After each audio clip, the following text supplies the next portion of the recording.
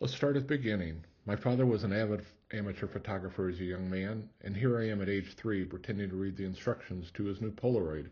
I also grew up in the golden age of magazines, Time, Life, National Geographic. Those early influences stuck with me, although it was another 40 years before I became serious about photography. A little over 15 years ago, I purchased my first SLR camera. A few months later, I made this photo. And a few months after that, it won a blue ribbon at a large photography salon. That convinced me to stick with it, to work at improving. After having more images published or exhibited, that convinced me to now return to school. Much of my photographic practice over the past several years has centered on education. As the Director of Communications for a large school district, my work is committed to both sharing stories and recording our history. To me, the near universal experience of education is an underreported subject for documentary photography. While much of my practice since enrolling at Falmouth is centered on the project I'm about to discuss, I did return to examining education in my most recent course on collaboration. Inspired by Alex Soth's latest book, Advice for Young Artists, I worked with several schools to look at art education and its work with younger students. Finally, by way of introduction, this slide is simply a boast. Last year, the United States Postal Service purchased this image of mine to feature on a new postage stamp. On the one hand, I'm proud this has been seen by perhaps millions of people. On the other hand, I realize it has also ended up at the bottom of millions of waste bins. 2 years ago, as the capstone for my Bachelor of Fine Arts degree, I began work on my project, The Bottom of the Driftless, examining a unique but little-known region of the United States. That work was done in a too short amount of time. My hope while enrolled at Falmouth has been to complete this project. What's the Driftless? It is an area of the upper Midwest of the United States left untouched by the glaciers of the last ice age, leaving behind a landscape unique from the rolling farmland often found in this part of the country. My focus has been on the area marked in red, the southern edge, or bottom, of the Driftless. While focused on a region known for its landscape, this is not a landscape photography project, or rather, it is not only a landscape photography project. Rather, I try to examine several layers of life within the Driftless region.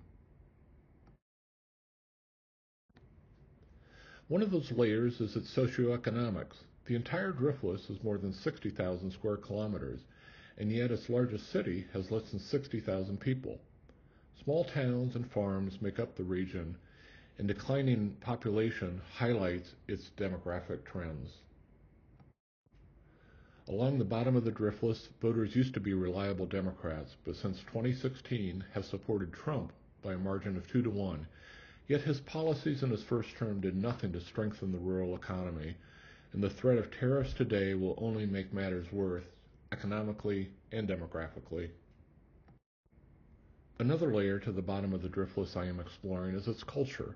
While some is typical of what you'd find anywhere in rural America, there are also one-of-a-kind music venues, award-winning wineries, nationally known artists, all offering a counterpoint to the challenging socioeconomics and conservative politics. An important figure in that culture is Grant Wood, creator of one of the world's most famous paintings, American Gothic. He was born, raised, and is now buried within this stretch of land, and his artistic iconography continues to loom large some 80 years after his death. And finally, there is the personal, as my wife and I were both born and raised here, and the region is now our second home. We are restoring the farmhouse as well as some of the land that has been the center of her family since 1870. Built of the limestone that the Driftless region is famous for, 6 generations of my wife's family has called this place, known as Wayward Farms, home. Today, we are working to add another generation or 2 of family to the legacy and history of this place. In considering my final major project, I plan to finish what I began and return to the bottom of the Driftless. At present, I am considering a couple of approaches. One is creating new and recreating previous photographs with new techniques. A possibility may be doing that with a Holga camera. This approach, I feel, can create a sense of both uncertainty as well as timelessness in the images.